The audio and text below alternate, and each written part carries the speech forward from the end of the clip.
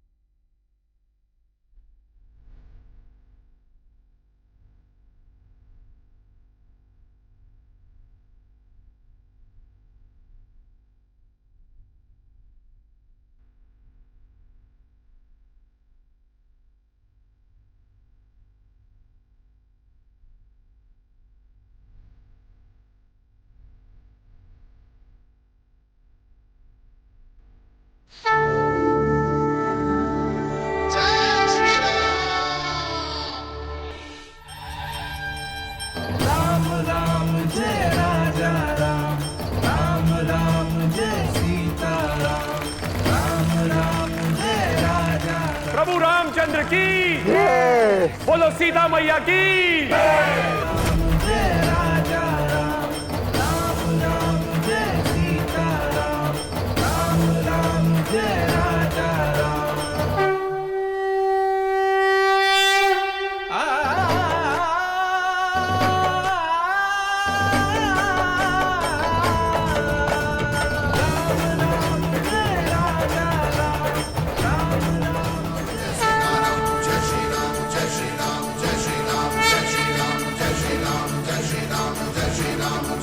अब हमारा अगला प्रसंग होगा वनवास प्रसंग। राध्या, तुम यहाँ? सीता कैसे? थैंक यू राध्या जी।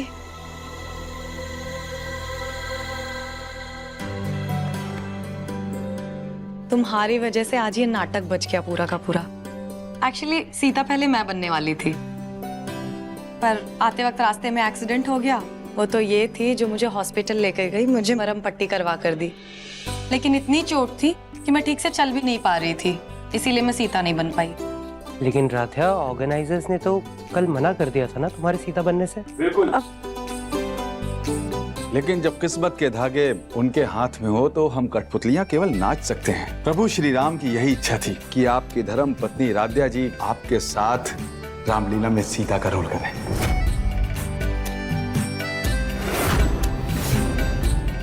प्रिया, ये तुम्हारे पैर में चोट कैसे लग गई? अब हमारी सीता मैया कौन बनेगी? सर, सीता मैया का किरदार वो नहीं निभा सकती जो सिर्फ रूप से सुंदर हो, बल्कि सीता मैया का किरदार निभाने का हक सिर्फ उसी का है जिसके मन में सीता मैया की ही तरह सहनशीलता, मर्यादा और प्रेम हो। और राध्या जी के अलावा मुझे नहीं लगता कि इससे अच्छा कोई कर सकता है।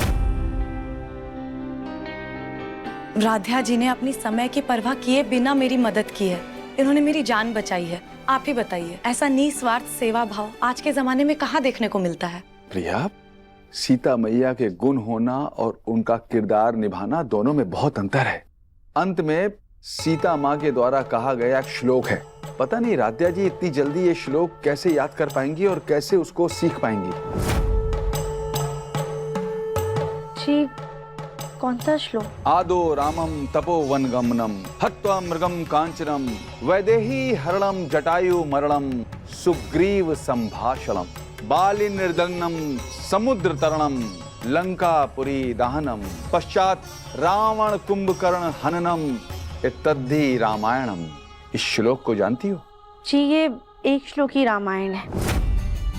इसका अर्थ है राम का वन में जाना, सोने के मृग का वध, सीता का हरण, जटायु का मरण, सुग्रीव से भेंट, बाली का वध, समुद्र पार, लंका दहन तथा अंत में रावण और कुंभकर्ण के वध तक की पूरी रामायण की कथा इस एक श्लोक में ही समाहित है। अरे वाह राध्या जी, अति सुंदर, कितना अच्छा आपने विश्लेषण किया इस श्लोक का। जी, ये श्लोक ना हमारी मम्मी ने हमें बचपन में ही सिखाया था। श्लोक तो ठीक है, उसको तो आपने बहुत ही अच्छा अर्थ बताया, लेकिन दूसरी सबसे बड़ी समस्या ये है कि आपके नाप के वस्त्र कहाँ से आएंगे? सर, जब सीता जी ने अपना स्वरूप खुद चुना हो तो कोई ना कोई हल निकल ही आता है। मैं कुछ कपड़े लेकर आई थी सीता जी के मूर्ति पर पहनाने के लिए। थोड़े बड़े हैं ताकि मूर्ति को आ जाए। राध्या जी, आप एक बार ट्राई कर लीजिए, आपको आ जाएंगे। अगर ये वस्त्र इनको आ जाए तो हमें क्या दिक्कत हो सकती है? वैसे भी सीता जी के स्वयंवर का दृश्य आने वाला है, अब कुछ सोचने समझने का समय नहीं बचा है। आप इस वस्त्र को ट्राई कर लीजिए, मैं तब तक देखता हूँ। चाहिए, जल्दी ट्राई करिए। लेकिन अगर राध्या सीता है तो शूर्पणखा कौन बन रहा है?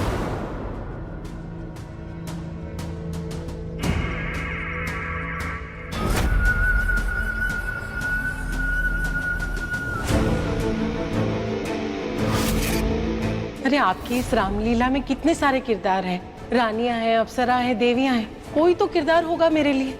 शायद उसी रूप में मुझे कोई लड़का पसंद कर ले। उर्मिला जी, देवियों का किरदार तो नहीं बचा है, पर एक रोल अवश्य बचा है। कौन सा? शूर्पणखा। अरे नहीं, वो तो राध्या कर रही है ना। राध्या जी? वो तो वहां है।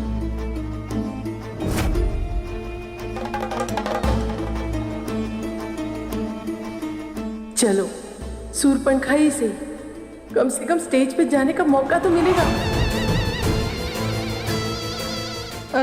जी मैं तैयार हूँ। तो ठीक है, आप मेकअप करके तैयार हो जाइए। राध्या को सीता के रूप में देखकर माँ के कानों से तो धुआं निकल रहा होगा और गुस्से से तमतमा रही होगी। खरे सोने का कंगन है, इसके बदले में तुम्हें वो सीता बनी लड़की राध्या को 2 घंटे तक गायब रखना है। सीता हरण से पहले राध्या हरण हो जाना चाहिए। काम हो जाएगा।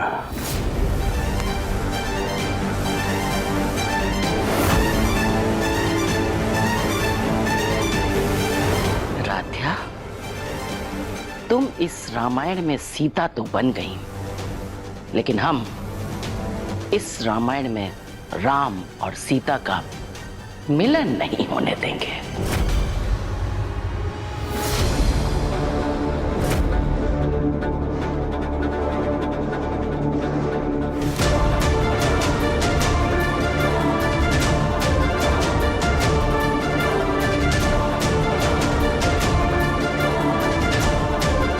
राध्या,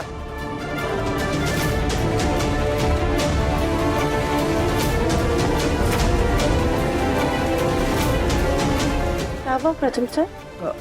वो हमारी एंट्री है, चलो। जी। आओ जल्दी आओ, जल्दी आओ। देखो, सीता हरण का प्रसंग शुरू होने वाला है, जल्दी से रावण बन जाओ। ठीक है, जल्दी करो।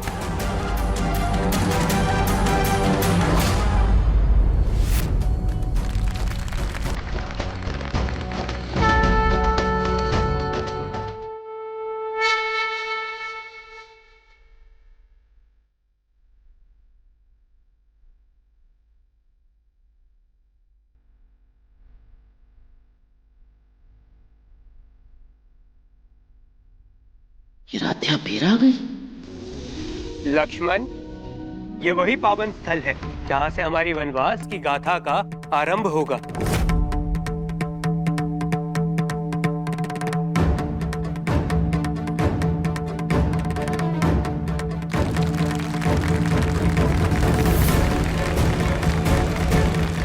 ये उर्मी शूर्पणखा के रोल में क्या कर रही है? हे नरनायक, आपकी दिव्य छवि पर तो स्वयं कामदेवी भी मोहित हो उठे। फिर मैं तो केवल साधारण सी राक्षसनी हूँ। मुझे अपनी अर्धांगिनी बना लीजिए देव मनुष्य। मैं अपनी आखिरी सांस तक आपकी शोभा बनकर रहूंगी। हे राक्षसी, इस राम के जीवन का आधार केवल उसकी सीता है। मैं किसी और का संग स्वीकार नहीं कर सकता। मुझे क्षमा करें, मैं विवाहित हूँ। आप चाहे तो मेरे छोटे भाई से पूछ लीजिए। मुझे ठुकराकर तुमने केवल लंका की राक्षसनी को नहीं, सर्वशक्तिशाली रावण की बहन चंद्रनखा को अपमानित किया है। तुम्हारे तिरस्कार ने मेरा हृदय छलनी छलनी कर रख दिया। अब मैं तुम्हारी पत्नी सीता को कभी चैन से जीने नहीं दूंगी। लक्ष्मण,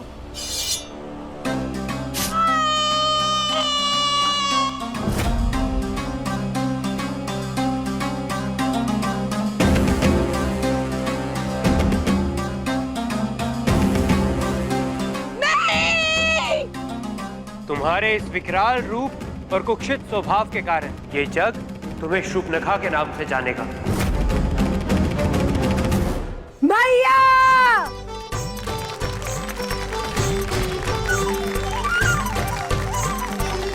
ये उर्मी तो सच में हमारी नाक कटाने का एक मौका नहीं छोड़ती।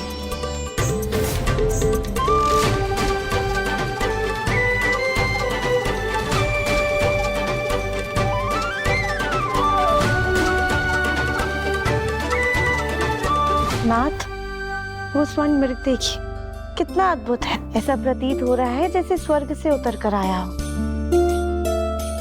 सीते, वो मृग नहीं, मृग तृष्णा है, किसी मायावी राक्षस का छल।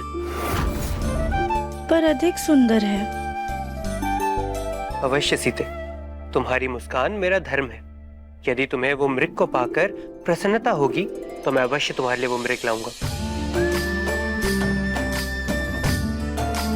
लक्ष्मण जी भैया।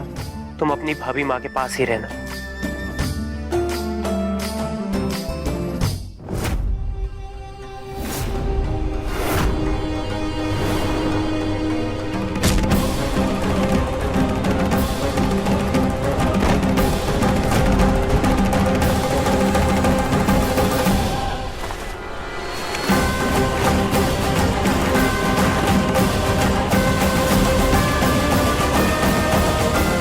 अब होगा असली सीता हरण।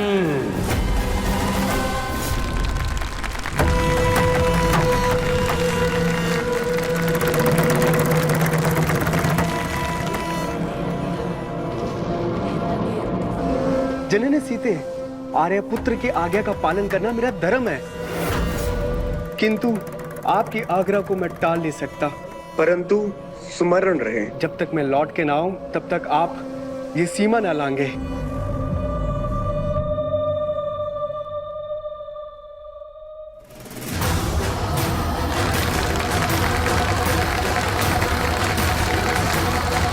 ये रेखा आपकी सुरक्षा कवच है। लक्ष्मण, इस सीमा के बाहर मैं एक पग भी नहीं रखूंगी, क्योंकि आपके वचन मेरे लिए श्री राम के आदेश के समान है। जी भाभी।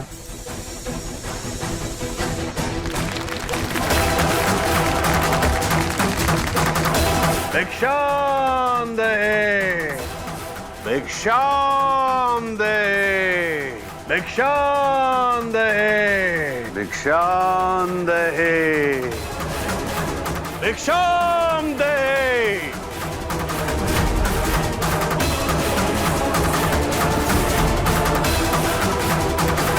भिक्षाम दे। हे साधुवर, मैं आपको जल और अन्न तो अर्पित कर सकती हूँ, परंतु इस सीमा को लांघ नहीं सकती, क्योंकि ये सीमा मेरे पति श्री राम के आदेश का प्रतीक है। यदि तुमने एक साधु को बिना दान दिए लौटा दिया तो ये तुम्हारे कुल की निंदा होगी स्त्री। ऋषिवर, मैं अपनी मर्यादा को तोड़ना तो नहीं चाहती हूँ, लेकिन अतिथि का अपमान भी मेरे लिए पाप होगा। इसलिए मैं इस सीमा को लांघ के आपको अन्न देने आऊंगी।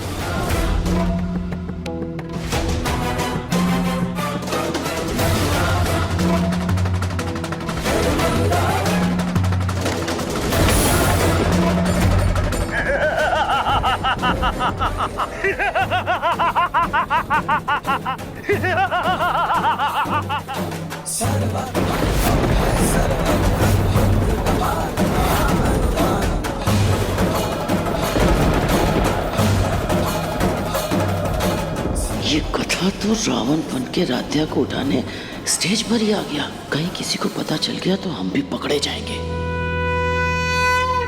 बचाइए हमें, प्रभु राम हमें बचाइए, श्री राम।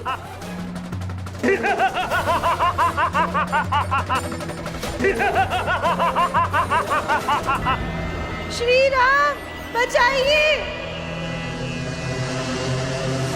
ये राधे की आवाज सुन के ऐसा लग रहा है जैसे ये सच में किसी प्रॉब्लम है।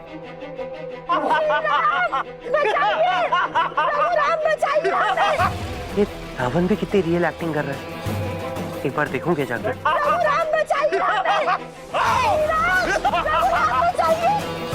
चलिए राम जी, अब आपकी बारी है। वो राधे अब अरे वो दूसरे साइड से बैक स्टेज से आ जाएंगी, चलिए जल्दी से। जी सीते, सीते, माते, सीते, माते। लक्ष्मण, मेरा हृदय कांप रहा है। हर पत्ते की सरसराहट मुझे अनिष्ट का संकेत दे रही है। मुझे भय है कि सीता कहीं किसी संकट में तो नहीं। मुझे सच में इतनी बेचैनी क्यों हो रही है? धोखा हुआ है मेरे साथ। किसी ने मुझे डंडा मारकर बेहोश किया और मेरा रोल ले लिया।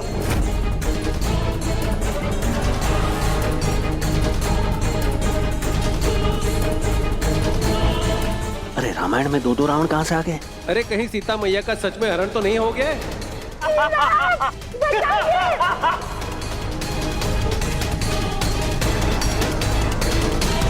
राधा, राधा,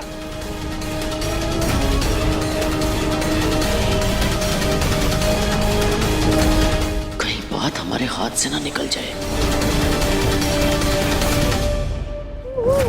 चुप बैठ। तेरा हरण हुआ है, समझी ना?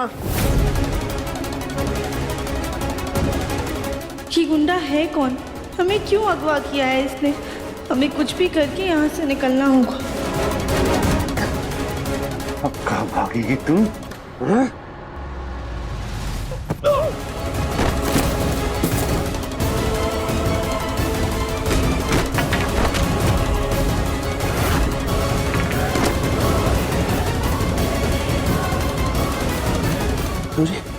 ये कोई सच में मर तो नहीं गई? राध्या, राध्या,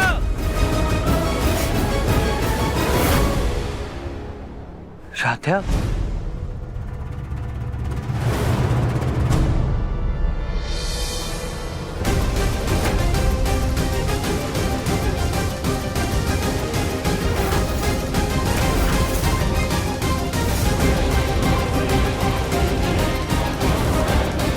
अब इस लड़की का क्या करूं?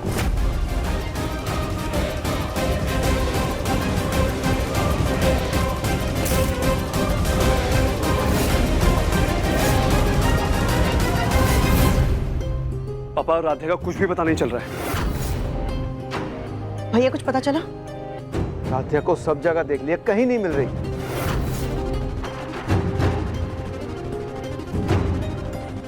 पता नहीं उस बेवकूफ ने राध्या को कहाँ छुपा के रखा होगा। खैर जहां भी हो, हमें क्या, कम से कम वो फूल गोभी सीता बन के हमारे प्रथम के साथ घूमती नजर तो नहीं आएगी। प्रथम, कुछ पता चला राध्या का? नहीं माँ।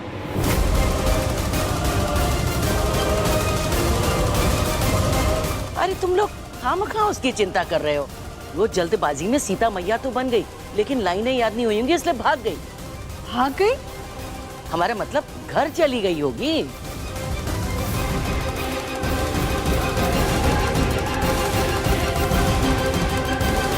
नहीं दादी, राधे ऐसा नहीं करेगी। वो हमें बिना बताए कहीं नहीं जाएगी। और रामलीला में दो रावणों का आना, कुछ तो गड़बड़ है। हाँ प्रथम, तुम बिल्कुल ठीक कह रहे हो। देखिए, रामलीला शुरू न होने की वजह से ऑडियंस बहुत गुस्से में है, हंगामा कर रही है।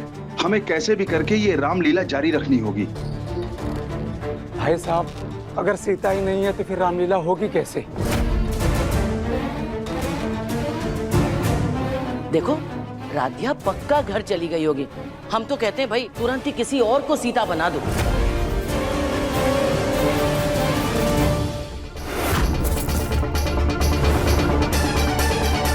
इसको ठिकाने लगाकर यहाँ से रफू चक्कर हो जाता हूँ।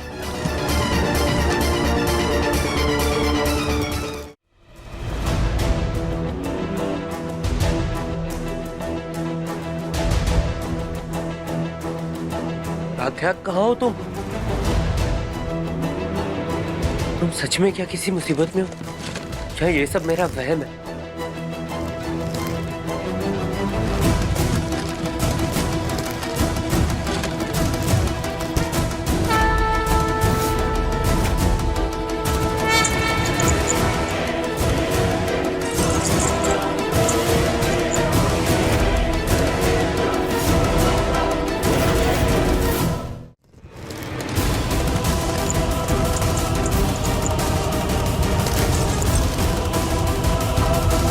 सब जगह ढूंढ लिया तुम्हें राध्या, कहाँ हो तुम?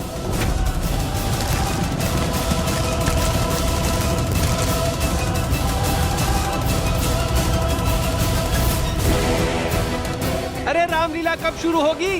क्या नाटक लगा रखा है ये? शांत हो जाइए। अरे बैठ जाइए। सुनिए सुनिए, इस असुविधा के लिए हम बहुत शर्मिंदा हैं। रामलीला कुछ ही देर में शुरू होगी। जल्दी शुरू करो, नहीं तो तोड़फोड़ शुरू कर देंगे हम लोग। बस कुछ देर और।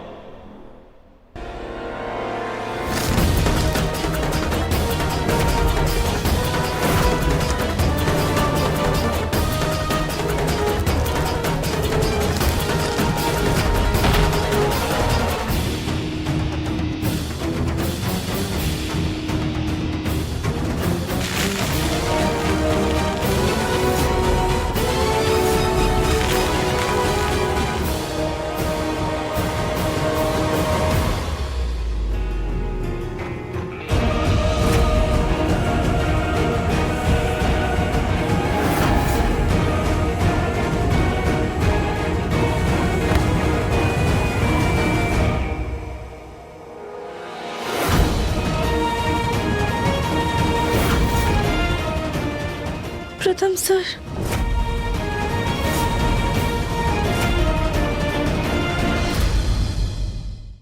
अति सुंदर शाम 7:30 बजे तंगल टीवी पर।